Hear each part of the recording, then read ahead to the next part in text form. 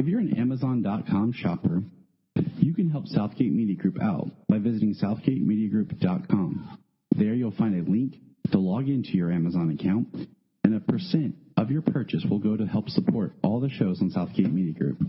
We also offer Patreon if you prefer that way, and any way you can help, we appreciate. Now, thank you, and enjoy the show. This is Dan Jurgens, and if you want to have a good time, keep listening to the Krypton Report. It's a bird! It's a plane! This is Jason J. Lewis, the voice of Superman on Justice League Action. This is Mark Wade, writer of Superman Birthright, and you're listening to the All Things Kryptonian podcast, including Superman and Supergirl. We discuss games, movies, cartoons, TV shows, and comics. Find us on Facebook, Instagram, YouTube, and Twitter.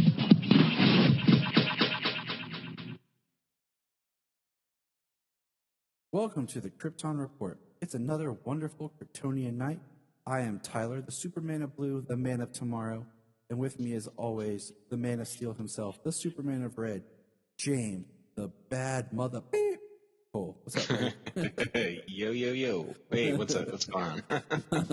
we're old school censor. Beep. Man, it's a good night.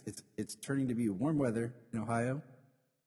And my air conditioner is still not fixed. My landlord's slow, and it's 89 degrees in my house. Oh my God, that's terrible. No, I mean, it went from cool, and we had some snow flurries last week.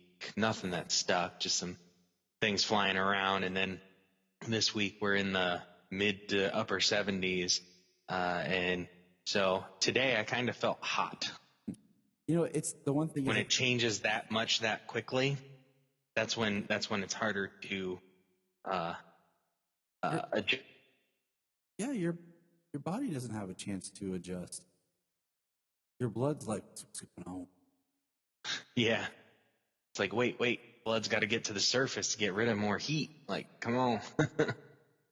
And yeah, I mean, it's crazy to me. That's all. It's just, anyways, people don't care. But yeah, it's Ohio, and my house has a lot of natural sunlight, and I have huge, big windows, so that sunlight just comes in, it spits the crap out of it, which is great when you have an air conditioner to help temper that, but when it's not working, you just fry. So it's like living on the surface. But anyways, we will keep moving on because no one wants to hear me gab more. So we got tonight Supergirl season 6 episode 2 entitled A Few Good Women. Now, I'm just going to throw this out here for you, James. This is basically the first episode of season 6 in my mind. Like, I'm still sticking with that. Last week's episode was the official end. Season 5, this is the start of season. Yeah, it would be like the the cliffhanger ending that you leave at the end of the season, knowing you're coming back at the beginning of the next one. When you're yelling, "No, Kara, no!" I just think of Marty McFly. When Marty comes back in time, he looks and sees Doc getting shot, and he's like, "No!" And it's like he just hears himself. You bastards! Yeah, he hears himself in the background, like he looks over, like, "Ah, it's me," and they're like. Yeah, but that's what I picture in my brain. But yeah, so let's check this out. I got a quick summary here for us. While Alex, geez, I can't read. While Lex faces trials for his crimes, Sean and Alex try to access the Phantom Zone to rescue Supergirl. That's pretty much it. That's the short of this episode. So yeah, let's get in here. We have a returning director of Jesse Warren, who's done a lot of great stuff for the Arrowverse. So that's been nice. What do you think? I mean, I'm not sure specifically what other episodes the director has done. Why not, James? What's wrong? I mean, don't you worship everything with idea? Just walk around with IMDb stuck in your head? Because you used to know everything? Is that just me? I mean, I do get calls because of everything that I know, but everybody has gaps in their knowledge, Tyler. We do. That's why we work together. Yes. That's why James... I say this was a fun episode. Yeah. I enjoyed this episode. I did like this episode. It was cool and weird. And then I will say okay, so spoilers, we're going to talk about it. But I totally forgot that they were going to try to bring in Kara's dad again. And I totally, forgot. Did they say something about that? Because I don't recall it. I don't recall if they said who it was going to be. I just remember them talking about the actor guy who was on Roswell being back. And I was like, oh, okay. And then when the guy showed up and I looked it up, I was like, oh, he was the one that was on Roswell. And then I was like, wait a minute. Is that the original Roswell, right? Yeah, the original Roswell. Yeah. Not just crap they try to pull now. Like, I just went like, I don't know. But yeah, so I got thinking, I'm like, man, because I was all like surprised. And I was like, wait a minute. They had him before. And like very small, and I'm just like, just got thinking about, like, I posted, I don't know if you saw it yet, but I posted, I think, in our chat, basically like, oh, look, Kara's parents pre-crisis, Kara's parents post-crisis. Because both of the actors who played her parents have been replaced with more CW. And then I put, so this guy that's Kara's dad now is the brother of the Angus Jarrell. Okay, right? Trying to form the family here. Jarrell is definitely the older brother. Yeah, it always was that. And then there's like some things I've seen they try to say Zora. Well, no, people, don't do this crap, okay? Don't try to pull this. No, okay? That's all I'm gonna say. I know I'm repeating myself, but guess what? So, anyways, what did you think of this episode? Just a quick thought, like overall. Something. Yeah.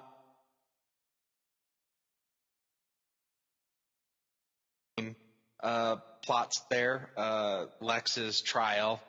John Cryer is fantastic. He's it's just he is one of the best Lexes, arguably the best Lex, giving his portrayal. That whole side of the story, and then the Phantom Zone, Kara in the Phantom Zone, as well as them trying to reach her in the Phantom Zone. So let's talk. Interesting stuff. They're like really rushing it. They're making it seem like it's a very complicated thing. Like it's much more complicated than it ever was. Say in Smallville. What, the Phantom Zone? Yeah. Yeah, because, so let's just talk the Phantom Zone, okay? Let's just go over that real quick. So what is, if I said to you, hey, James, they're in the Phantom Zone, what is your thoughts when I say the Phantom Zone? So, things that are general is like, it's out of time. So time doesn't pass there. I've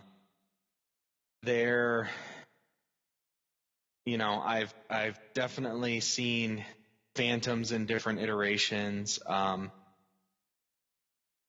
In live action, it works as a physical,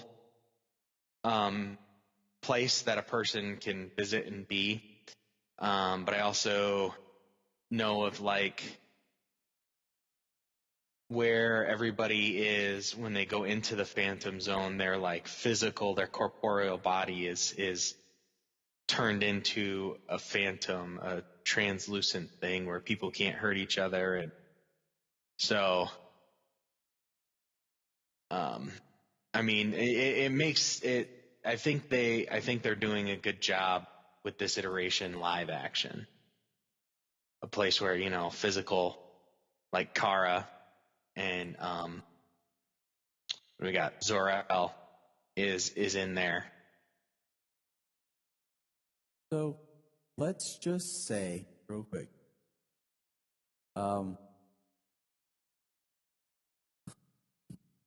Let's back up for a quick second. Phantom Zone. I've been thinking about this. We have the Phantom Zone. We see it sorta in the Superman film with Christopher Reeve. We get the diamond that everyone kind of makes fun of falling down, and the prisoners of the Zod, Ursa, Non are trapped in like this care. Yeah. Okay. And say, yeah, I mean, in that, it kind of just seems like they're trapped in a floating mirror or something. So we have that, okay? And then we get Smallville. Or no, sorry. Supergirl the movie does a huge thing with the Phantom Zone. And we get her in there with Zoltar, and it's like very like a wasteland, and it's really kind of crazy. And then we get Smallville. And Smallville, it's like a desert, but it's like you use the pyramid to transport in there. And then it's like you're in this desert wasteland. There's the phantoms, which goes into like what you talked about, where if you're transferred in there, you're supposed to like lose your physical body.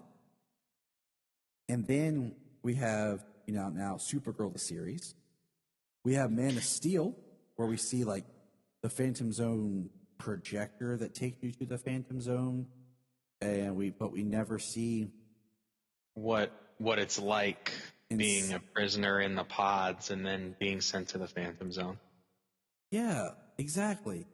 Yeah. And then we have Krypton.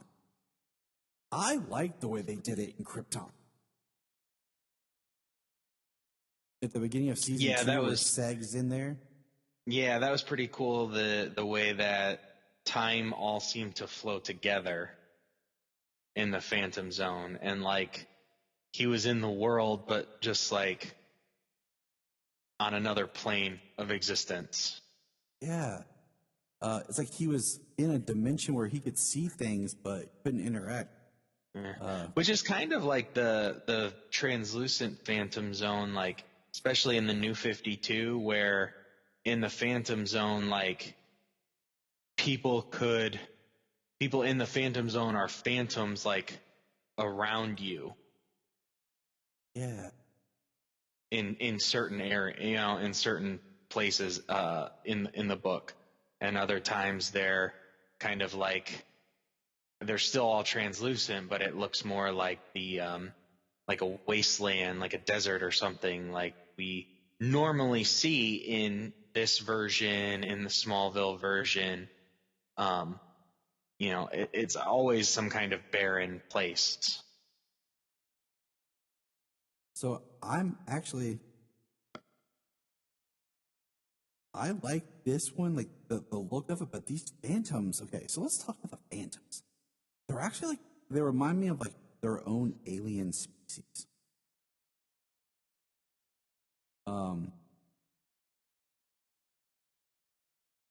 You know what I'm saying? Like they look like the from Game of Thrones, the Ice King guy.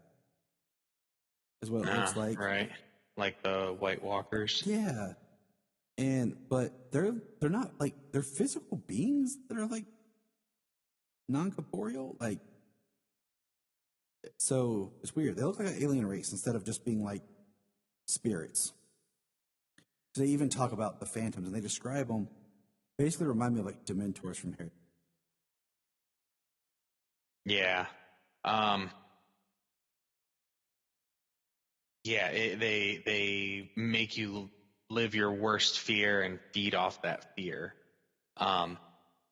It does make it like the Phantom Zone in this it's definitely meant to be a scary place, and if it was a prison, it's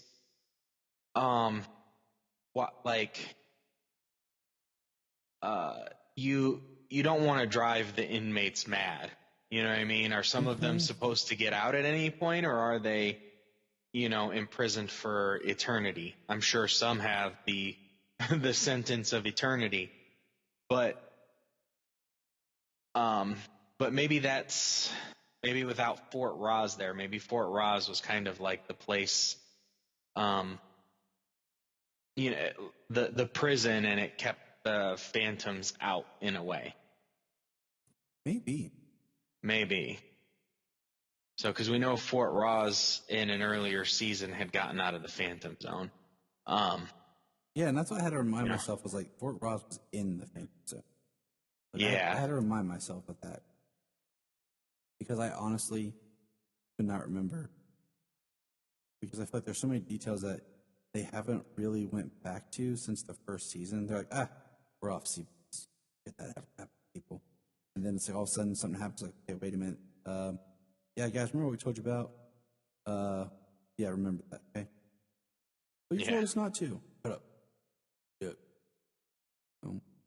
Yeah, it's just one of those things. Well, continuity it's always fluid in these shows. They try and keep it good, but it's always fluid in these shows. And then especially when you get Crisis, where it makes everything absolutely fluid, you can use whatever you wanted from the past, or you can do something different in the future. You mean Crisis on Infinite that showed that everything's connected, as in even the TV series or the movie series?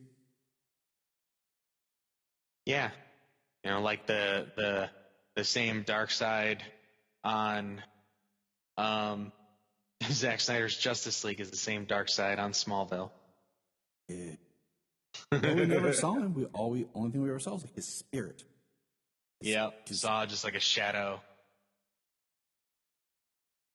I mean, I put that little video up where I said basically, just because I'm a continuity person, is like, you have, my order is, if you're going chronological, it's like Wonder Woman, Man of Steel, BVS, Suicide Squad, Zack Snyder's Justice League, Crisis.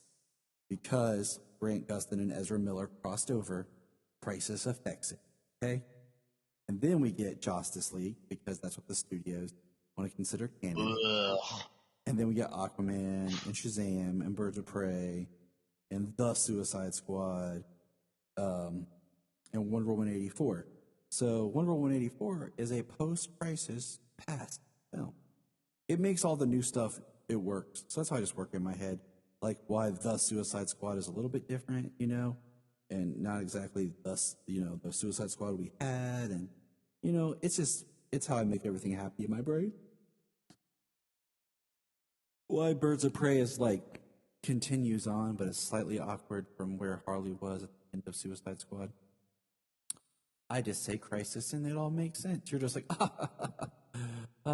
Crisis. But anyways, let's bust in this episode, because the Phantom Zone thing was what really stuck out to me, to why I was like, okay, we have to talk about this, because I feel. So before we finish up this episode, because like I said, I wanted to get into the Phantom Zone. I just want to throw a shout out. We can't talk. Just some other great podcasts that you should be listening to. I'd like to just go ahead and mention the Last Sons of Krypton. They do a lot more comics. Ray Zod and Connor L do. We've crossed over with them several times before. I'd also like to check out the new Aspiring Kryptonian. If anyone remembers way back a couple years ago, I have no sense of time. I can't keep track of what year or anything it is. I had Tasman on the show. She's an adamant Superman collector from the UK. And I recommend everyone going and checking that out.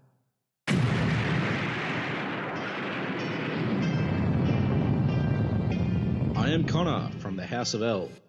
And I am Ray from the House of Zod. We are two of the many survivors of Krypton's destruction, and we have made our home in Australia, and dare I say, have become Australians, for better or worse. But we have also decided to read Superman comics, read Superman books, watch Superman shows, cartoons, movies, basically everything Superman, and from an Australian perspective as well.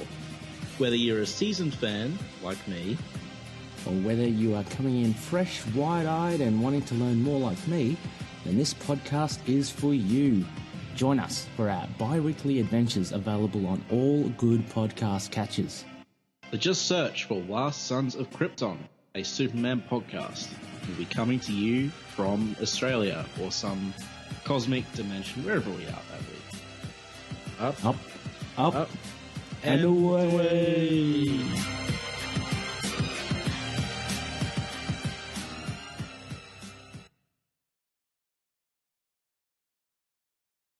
So now, without further ado, let's talk about vampires, James. You mean sparkly vampires or alien vampires? Side note, Hot Topic completely missed the product of making glitter-filled sunscreen when Twilight came out, that when the sun hit it, you sparkled more. You would have made a freaking fortune off that crap. Nice. I mean, I bet if you marketed it to that crowd, you could still make some money off of it. and the fact that Kool-Aid never released pumpkin juice flavored Harry Potter Kool-Aid baffles me. But anyways, no, like, so this episode starts with a vampire rubbing a blood bank, and I was like, what is this? And the first thing I said was, okay, is this the Halloween episode? Thinking about like when it was maybe being written and being produced and what the goal was with it, you know? So I guess it was. You know, like, it's kind of an interesting theory the way they used it. He's an alien, even from a planet that is named something like Transylvania. Yeah, it's like Transylvania or something. It's Transylvania, a play on it, anyways. He's an alien, and that's the home world they come from, and they inspired the vampire myths. And yeah, he robs a blood bank. That's how he gets his food. Because even Solomon was And like, for all intents and purposes, he's a vampire. Just it's an alien race. Solomon goes, "Why is his teeth like that? Is he a vampire?" And I'm like, "Well, son, yes." Yes, actually, yes. Yes, he is. Just the less of the mystical sort. I was more like, of the sci-fi type. I was like, yes. Just interesting. Yes, son. And it was cool. Like, I thought that was neat. But I guess what boggles my mind about this is they go into a whole, like, subplot story about he tried to break his husband out. He was in the Phantom Zone. He was there. Instead of just going, like, I don't know, back to the fortress to find out more information about the Phantom Zone because the projector is damaged, or contacting Cal, or, Jor-El in the fortress. Like, I find it very interesting that we've been to the fortress. It's supposed to be the same fortress, right? In Supergirl. And Jor-El's never shown up. But in Superman and Lois, Superman goes in, Jor-El shows up. That's easy. Maybe, only Cal can activate. Okay, I'm cool with that.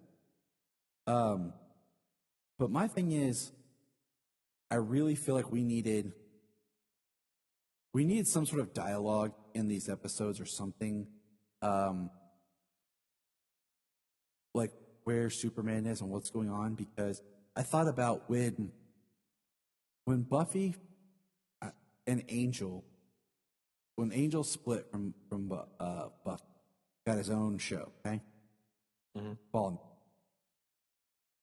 That night, they air the first episode of Angel. Came on after Buffy. And what they did was there's a scene in Buffy where she's on the phone and she's talking to Angel. But we're only hearing her side of the conversation. Now, when we get to the next episode on Angel, it's that same conversation, but we're only hearing it from his side, to kind of set up a little bit of a timeline for us to kind of build everything else off of in the two series. And I thought that was cool. So what I was thinking was, it would be nice to have something similar to that in this, with like just maybe a scene of Clark talking, or Kara trying to talk to Clark. Something so we get an idea of where they are, because I just feel like as of right now, it would be he's active. It's not like before when they just kind of wrote him off, like, oh, Clark's doing this. We have his own show, so we I'd like to know where he's at with this kind of thing because the Phantom Zone's pretty big. Yeah, I mean, with it being the Phantom Zone, and that's and it being a Kryptonian technology, I mean, that's kind of important, that maybe Superman would get involved. I mean, I didn't think about or consider like, oh, hey, where's Superman in all this? Because my first thought, because that's just not how it.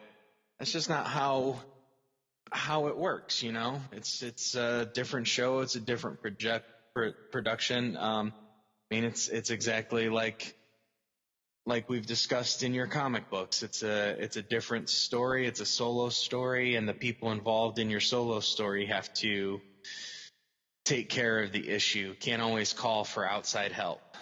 And I completely agree with you, okay? But I just feel like the way they've set this up, like it's supposed to be the same fortress. I just feel like there's something that just to me feels like I should be like there should be something. I don't know. Like, well, yeah, I mean, you would think that Cal would know, get an alert that freaking Lex Luthor is in the fortress. You know what I mean? Mm-hmm. That there's a big battle going on in the fortress. That's just because it's this, like I said, the same fortress. Yeah. So it's absolutely logical. So that is why I'm having this whole kind of debate about why I'm saying what I'm saying. Okay.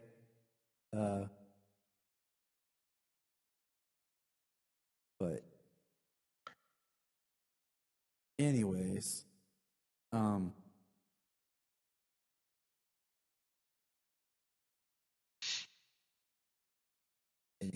let's keep moving on. Yeah. So, do you want to stick with the Phantom Zone, or you want to talk about Lex? Let's stick with Lex. Let's go to Lex. That's yeah. Let's go. Lex is on trial for lots of murders and a crime.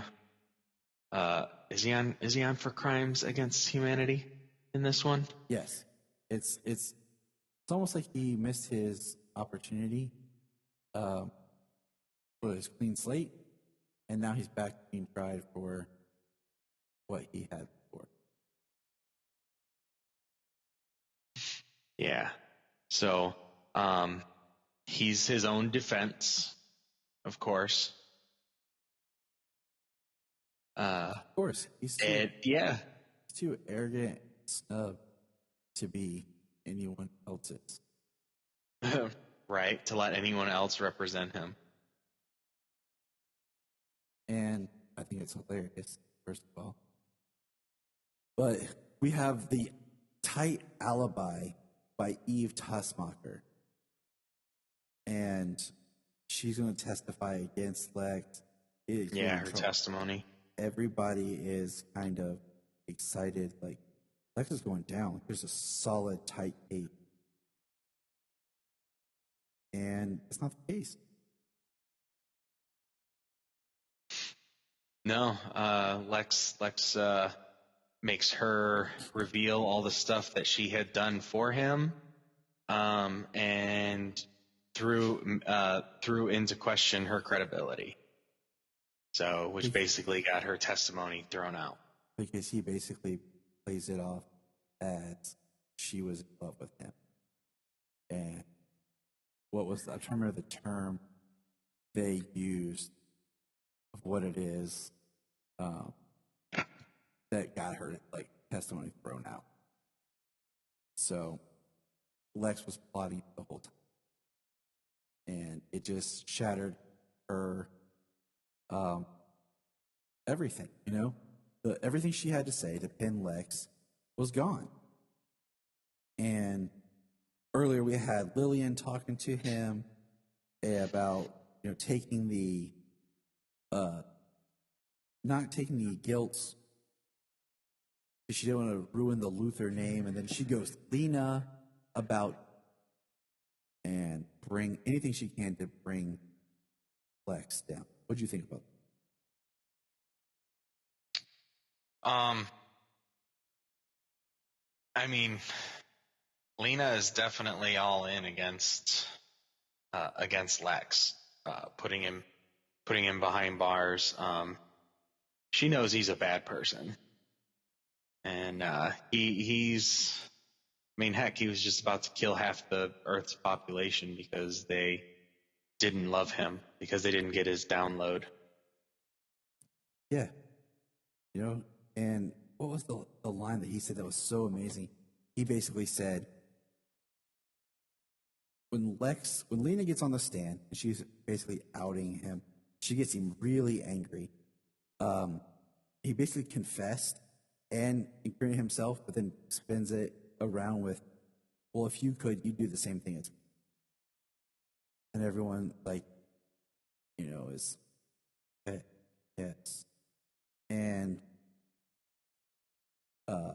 it just was, interesting to me. Lex, he's angry, and Lee knows how to push his buttons.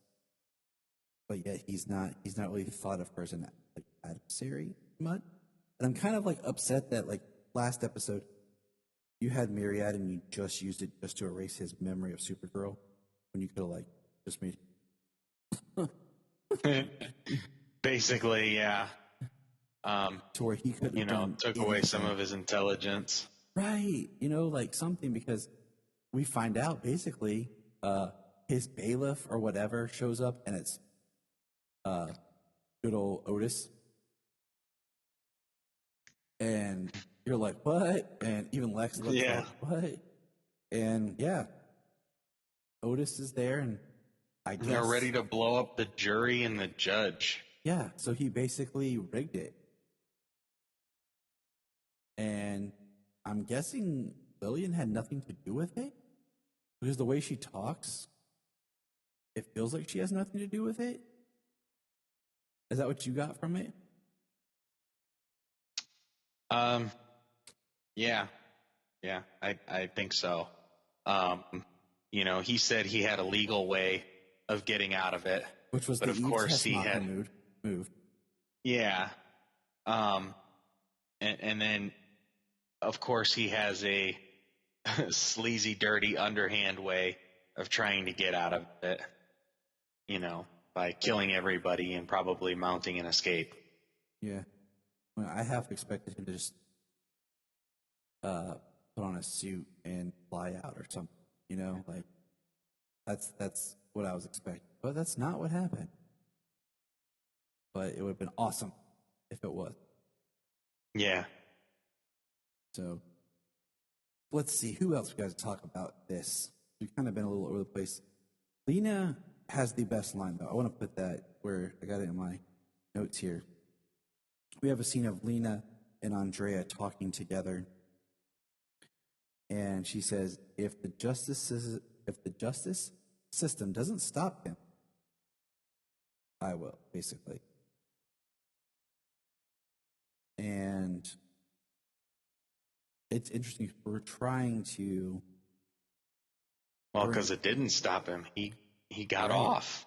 Exactly. He won the case. Even after he basically confessed, he won the case.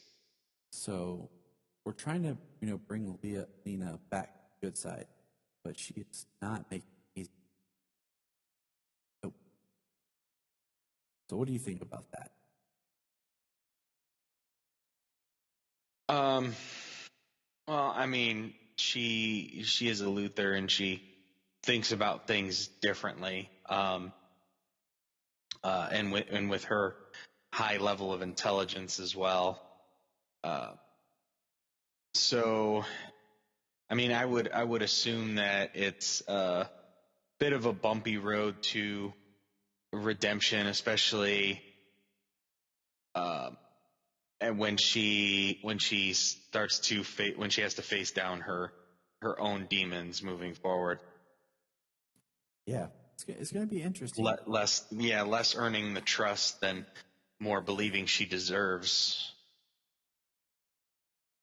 It's going to be an interesting kind of road for her. And the show is Supergirl, but there hasn't been a lot of Supergirl. Like, she really wasn't in it that much. She just talked to her dad and was attacked by the Phantoms. That was about it. The show is very heavy on Martian Manhunter, Miss Martian, Dreamer, and Lex. Yeah. So, can I say how cheesy the line Dreamer dropped at the beginning of the episode was? "Keep dreaming, Dracula." Yeah, I mean, I just, yeah. I mean, that's all I'm It's one of those. It's one of those things that's so corny it just gets a chuckle and an eye roll. I was thinking about how this episode, I'm like, I really like seeing Miss Martian, and I really like seeing John together, especially after the last, kind of episode where they did that Martian thing. Yeah, the binding. And we get, I think William's gonna exit. I don't know. Like, I just feel like, when Lex got off the hook, not to kind of jump around too much. William gets paired to go to the news for the trial with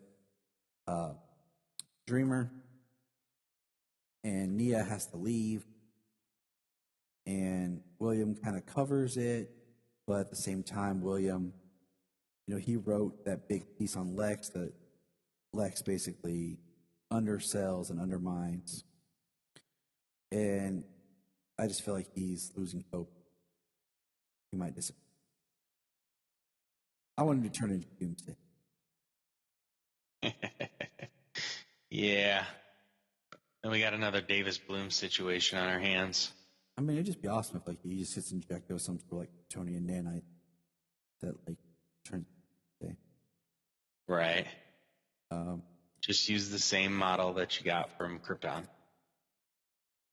I do think, okay, one thing we didn't talk about is they say the Phantom Zone has been fractured because of Crisis. And it's imploded on itself. It would have been really neat if we got to see different kinds of Phantoms, from the different iterations from the different shows that we kind of talked about. Right. And they talk about the Phantom Zone is ever changing, and so not a fixed point like there was before. Because, earlier we had a scene of Brainy basically doing training with Nia about being inside the Phantom Zone. And it was like, oh, okay, cool, but that is not the case, is it? No, they successfully open up the portal to the Phantom Zone. It's kind of glitchy. They're not sure, the guy, the vampire who broke into Silas. The Phantom Zone before, Silas, yes. When he broke into the Phantom Zone before, he said that it took him 6 months to get it right, make sure that, nobody would burn up going through the portal. And, they need to know her exact location. And that's what Dreamer's supposed to glean is try and dream up Kara's location. They open the portal and some phantoms come through and they're in a big fight. And Silas has to get the portal back open so they can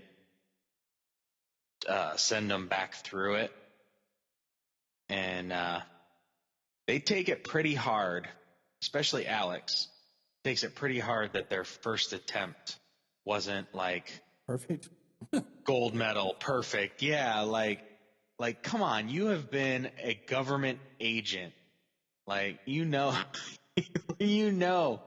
that the first attempt on something like this on an alien world, alien technology is not going to work the first time out. And I mean, I'm very. The history of the last 5 years has taught you that. I'm very shocked they don't have Lena there with as much as she's worked on portals and this alien tech. Like, it's very shocking that Lena is not there.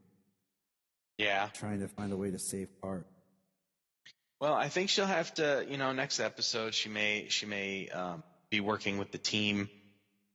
This week she had something to do, trying to put Lex behind bars. And as of the end of this episode, Kara is still in the Phantom Zone. Her and Zor-El are trying to find a way out. And they come across some phantoms that go through a portal.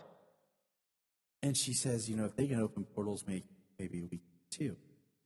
And Alex talks with Kelly about she can't have a world without Kara.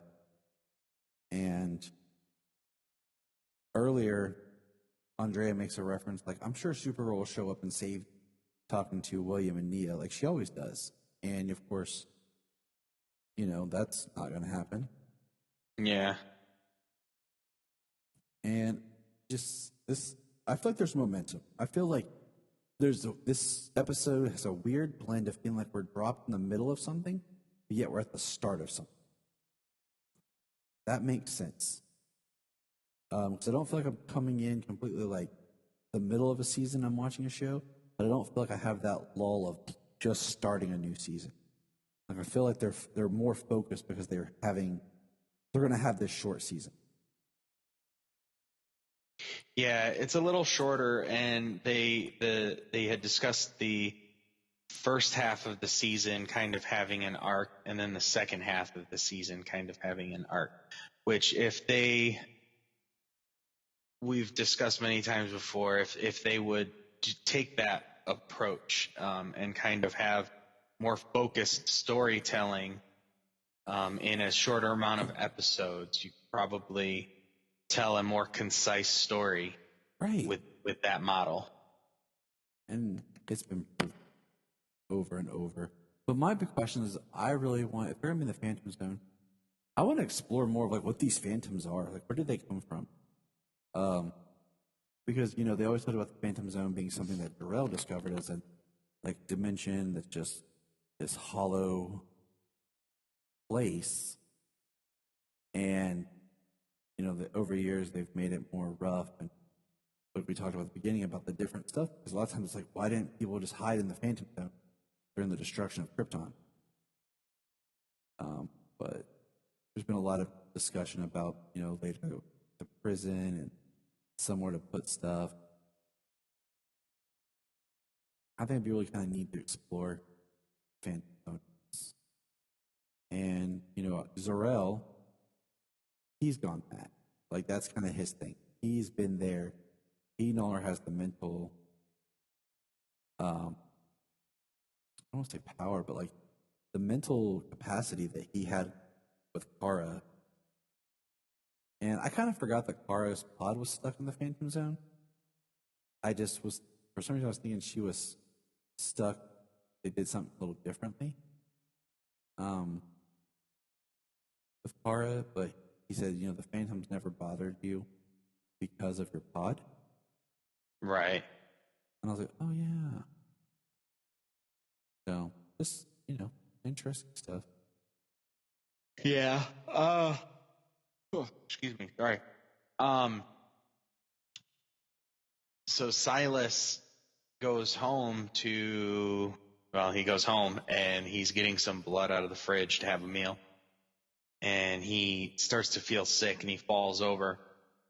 And it seems like and smoke starts coming out of his mouth, and it seems like he got himself a phantom hitchhiker, like hid inside of his body, and came out. So there's a phantom escaped a phantom escaped on Earth, and then that's when we see the phantoms go into the portal in the Phantom Zone.